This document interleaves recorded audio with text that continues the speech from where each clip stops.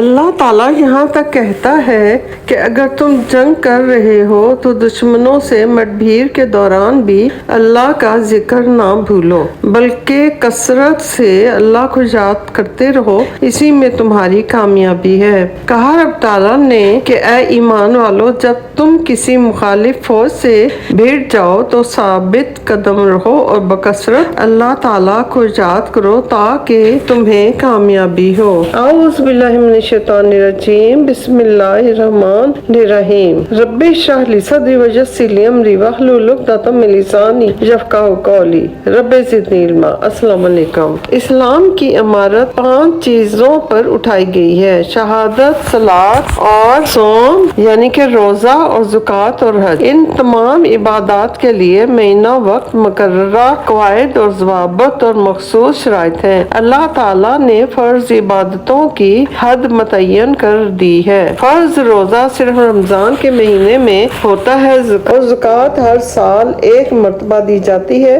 اگر انسان بدنی اور مالی استطاعت رکھتا ہو تو زندگی بھر میں 1 مرتبہ اس پر حج کرنا فرض ہے۔ قرآن نے کبھی ان عبادات کی کثرت سے ادائیگی پر زور نہیں دیا ہے۔ اس کے برعکس اللہ تعالیٰ کی یاد یا اس کا ذکر کرنے کے لیے کسی خاص وقت کی قید نہیں ہے، کسی مخصوص جگہ جانا ضروری نہیں ہوتا، نہ ہی اس کے لیے بہت مشکل اصول اور ضوابط ہیں۔ اللہ کا ذکر اٹھتے بیٹھتے یا لیٹے ہوئے بھی کر سکتے ہیں۔ اس کے لیے وضو کی بھی شرط نہیں ہے۔ گھر میں مقیم ہو یا سفر میں ہو، اللہ کا ذکر کیا جا سکتا ہے۔ صحت ہو یا مرض، ہمیں ہر حالت میں اللہ تعالیٰ کا ذکر کرنا چاہیے۔ اللہ تعالیٰ سورۃ الاحزاب 41 میں کہتا ہے کہ مسلمانوں، اللہ تعالیٰ کا ذکر کثرت سے کرو۔ بس ہر ایک ایمان والے کی یہ صفت ہونی چاہیے کہ وہ زیادہ سے زیادہ اللہ کے ذکر میں مصروف اور مشغول رہے۔ بے شک مسلمان مرد اور مسلمان عورتیں، مومن مرد اور مومن عورتیں، فرمانبرداری کرنے والے مرد اور فرمانبرداری کرنے والی عورتیں، راست باز مرد اور راست باز عورتیں، صبر کرنے والے مرد اور صبر کرنے والی عورتیں، عاجزی کرنے والے مرد اور عاجزی کرنے والی عورتیں، خیرات کرنے والے مرد اور خیرات کرنے والی عورتیں، روزہ رکھنے والے مرد اور روزہ رکھنے والی عورتیں، اپنی شرمگاہوں کی حفاظت کرنے والے مرد اور حفاظت کرنے والیاں، بکثرت اللہ کا ذکر کرنے والے اور ذکر کرنے والیاں، ان تمام کے لیے اللہ تعالیٰ نے مغفرت کا وعدہ کیا ہے اور ان کو بہت بڑا اجر دے گا۔ اللہ تعالیٰ یہاں تک کہتا ہے کہ اگر تم جنگ کر رہے ہو تو دشمنوں سے مٹ بھیڑ کے دوران بھی اللہ تعالیٰ کا ذکر کرنا نہ بھولو، بلکہ بکثرت اللہ تعالیٰ کو یاد کرتے رہو، اسی میں تمہاری کامیابی ہے۔ اے ایمان والو، جب تم کسی مخالف فوج سے بھیڑ جاؤ تو ثابت قدم رہو اور بکثرت اللہ تعالیٰ کو یاد کیا کرو تاکہ تمہیں کامیابی حاصل ہو سکے۔ اللہ تعالیٰ کے رسول خدا صلی اللہ علیہ وآلہ وسلم سے ایک مرتبہ ایک دیہاتی نے پوچھا کہ اے اللہ کے رسول صلی اللہ علیہ وآلہ وسلم، اسلام میں بہت سارے فرائض اور واجبات ہیں، براہ کرم مجھے کوئی ایسی آسان اور سادہ چیز بتا دیں کہ جسے میں زیادہ سے زیادہ کر سکوں بلکہ اس کو لازم پکڑ لوں۔ جواباً آپ صلی اللہ علیہ وآلہ وسلم نے کہا کہ تم اپنی زبان کو اللہ تعالیٰ کے ذکر سے تر رکھو، کہ یعنی کہ ہمیشہ اللہ تعالیٰ کا ذکر کرتے رہا کرو۔ حضرت ابو سعید روایت کرتے ہیں کہ محمد صلی اللہ علیہ وآلہ وسلم نے کہا کہ تم اپنے آپ کو ہمیشہ اللہ کی یاد میں مصروف رکھو، ایسا ظاہر ہو کہ تم اللہ کے ذکر کے لیے انتہائی حریص ہو اور ذکر کرنے کا گویا تم کو جنون ہے۔ قرآن پاک کی تلاوت اللہ کے ذکر کی سب سے اونچی اور بہترین شکل ہے۔ اللہ تعالیٰ نے بہترین کلام نازل فرمایا ہے جو ایسی کتاب ہے کہ آپس میں ملتی جلتی اور بار بار دہرائی ہوئی آیتوں کی ہے، جس سے ان لوگوں کے رونگٹے کھڑے ہو جاتے ہیں جو اپنے رب کا خوف رکھتے ہیں۔ آخر میں ان کے جسم اور دل اللہ تعالیٰ کے ذکر کی طرح نرم ہو جاتے ہیں۔ یہ ہے اللہ تعالیٰ کی ہدایت، جس کے ذریعے جسے چاہے راہ راست پر لگا دیتا ہے اور جسے چاہے اللہ تعالیٰ راہ بھلا دے، اس کا ہادی کوئی نہیں۔ وہ لوگ جو اللہ کے ذکر سے غافل ہیں وہ اپنا بہت بڑا نقصان کر رہے ہیں۔ کہا رب تعالیٰ نے کہ اور جو شخص رحمان کی یاد سے غفلت کرے، ہم اس پر ایک شیطان شیطان مقرر کر دیتے ہیں وہی اس کا ساتھی رہتا ہے اور وہ انہیں راہ سے روکتے ہیں اور یہ اسی خیال میں رہتے ہیں کہ یہ ہدایت یافتہ ہیں، یہاں تک کہ وہ جب ہمارے پاس آئے گا کہے گا کاش میرے اور تیرے درمیان مشرق اور مغرب کی دوری ہوتی، تو بڑا برا ساتھی ہے۔ اسی طرح سورۃ المائدہ میں اللہ تعالیٰ نے کہا کہ شیطان تو یوں چاہتا ہے کہ شراب اور جوئے کے ذریعے سے تمہارے آپس میں عداوت اور بغض وغیرہ کروا دے اور اللہ تعالیٰ کی یاد سے اور نماز سے تم کو باز رکھے، سو اب بھی باز آ جاؤ۔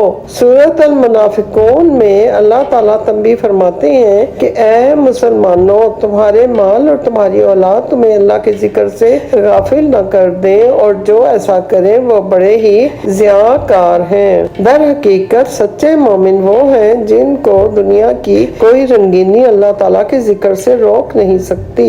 ایسے لوگ جنہیں تجارت اور خرید و فروخت اللہ کے ذکر سے اور نماز کے قائم کرنے اور زکوٰۃ ادا کرنے سے غافل نہیں کرتی، اس دن سے ڈرتے ہیں کہ جس دن بہت سے دل اور بہت ہی آنکھیں الٹ پلٹ ہو جائیں گی۔ روایت ہے کہ اللہ تعالیٰ کے رسول خدا صلی اللہ علیہ وآلہ وسلم نے اپنے صحابہ اکرام کو مخاطب فرما کر کہا کہ کیا میں تمہیں ایسی چیز بتاؤں جو تمہارے اعمال سے بڑھ کر ہے، جو اللہ تعالیٰ کے یہاں قابل قبول ہے اور تمہارے درجات کو بڑھاتی ہے؟ اگر تم اپنے پاس موجود تمام سونا اور چاندی بھی خرچ کر دو تو اس کا اجر اس کے برابر نہیں ہو سکتا، اور اس عمل کا اجر دشمنوں سے لڑنے سے بھی زیادہ ہے، جبکہ لڑنے میں وہ تم کو مارنا چاہتے ہیں اور تم ان کو مارنا چاہتے ہو۔ یہ سن کر صحابہ اکرام نے عرض کی کہ اللہ تعالیٰ کے رسول خدا صلی اللہ علیہ وآلہ وسلم فرمائیے وہ کون سا کام ہے؟ آپ صلی اللہ علیہ وآلہ وسلم نے کہا کہ اللہ کا ذکر یاد رکھیے کہ اس حدیث میں دشمن سے جہاد اور قتال کرنے سے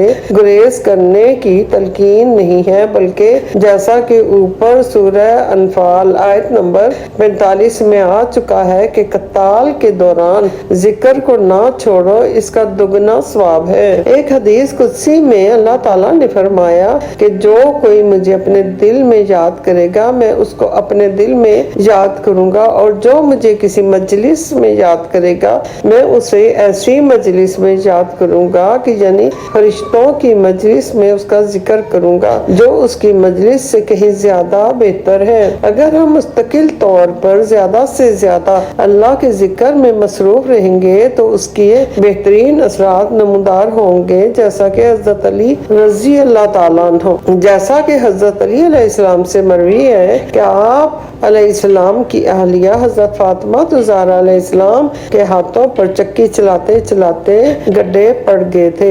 اسی وقت اللہ تعالیٰ کے رسول خدا صلی اللہ علیہ وآلہ وسلم کے پاس کچھ قیدی لائے گئے۔ یہ سن کر حضرت فاطمہ زہرا علیہ السلام آپ صلی اللہ علیہ وآلہ وسلم کے پاس گئیں تاکہ ان کو غلام کے طور پر ایک قیدی کے لیے عرض کریں، لیکن آپ صلی اللہ علیہ وآلہ وسلم گھر پر موجود نہ تھے۔ حضرت فاطمہ زہرا علیہ السلام نے حضرت عائشہ سے اپنے آنے کی غرض بتا دی۔ حضرت عائشہ نے یہ بات آپ صلی اللہ علیہ وآلہ وسلم تک منتقل کر دی کہ حضرت فاطمہ علیہ السلام غلام مانگ رہی ہیں۔ یہ سن کر آپ صلی اللہ علیہ وآلہ وسلم حضرت فاطمہ زہرا علیہ السلام کے گھر آئے۔ حضرت فاطمہ زہرا علیہ السلام فرماتی ہیں کہ ہم دونوں حضرت علی علیہ السلام اور حضرت فاطمہ علیہ السلام لیٹے ہوئے تھے۔ ہم جلدی سے اٹھنے لگے تو آپ صلی اللہ علیہ وآلہ وسلم نے کہا کہ جس حالت میں ہے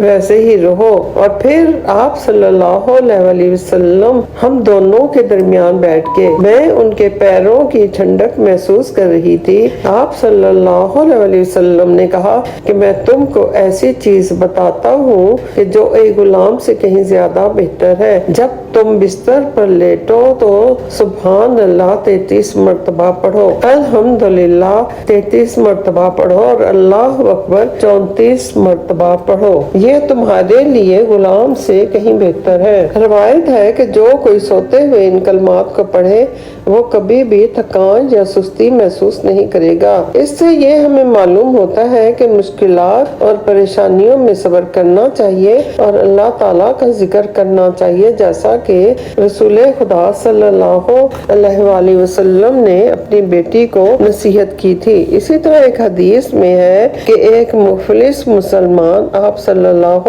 علیہ وآلہ وسلم کے پاس آیا اور کہنے لگا کہ ہم عبادت کرتے ہیں اور بالکل اسی طرح امیر لوگ بھی عبادت کرتے ہیں، ہم روزہ رکھتے ہیں اور بالکل اسی طرح امیر لوگ بھی روزہ رکھتے ہیں، وہ امیر ہونے کی وجہ سے حج اور عمرہ کرنے میں ہم سے زیادہ سبقت لے جاتے ہیں، وہ اللہ کی راہ میں مال خرچ کرتے ہیں، ہم غریب لوگ نہیں کر پاتے، اس طرح وہ بھلائی اور نیکی میں ہمیشہ ہم سے آگے نکل جاتے ہیں۔ یہ غربا کے لیے پریشان کن ہے کہ وہ اجر و ثواب میں امیروں سے آگے نہیں نکل سکتے۔ ان کو رسول خدا صلی اللہ علیہ وآلہ وسلم نے کہا، کیا تم کو ایک ایسا عمل بتاؤں کہ جس سے تم اجر و ثواب کے لیے اپنے امیر بھائیوں کے برابر ہو جاؤ گے بلکہ ان سے سبقت بھی لے جاؤ گے؟ آپ صلی اللہ علیہ وآلہ وسلم نے فرمایا کہ اس مقصد کے لیے تم کو ہر نماز کے بعد سبحان اللہ 33 مرتبہ،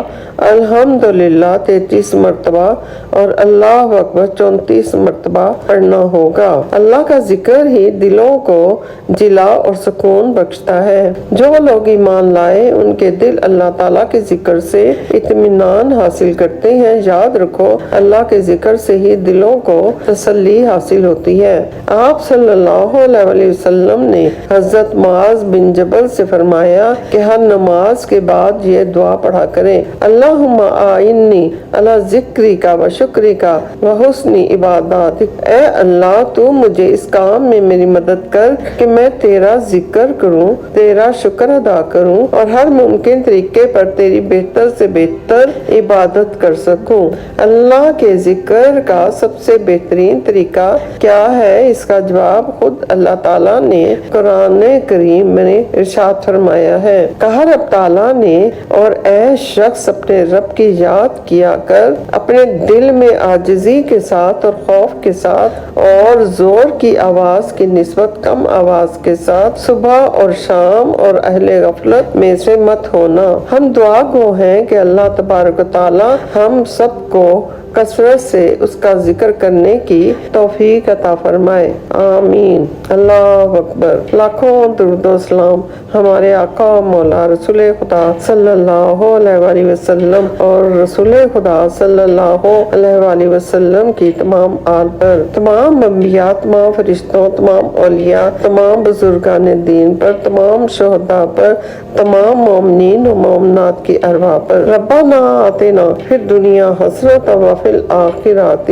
حسنۃ وقنا عذاب النار وقنا عذاب النار۔ اللہ تعالی ہم سب کو حق اور سچ کے ساتھ چلنے کی توفیق عطا فرمائے۔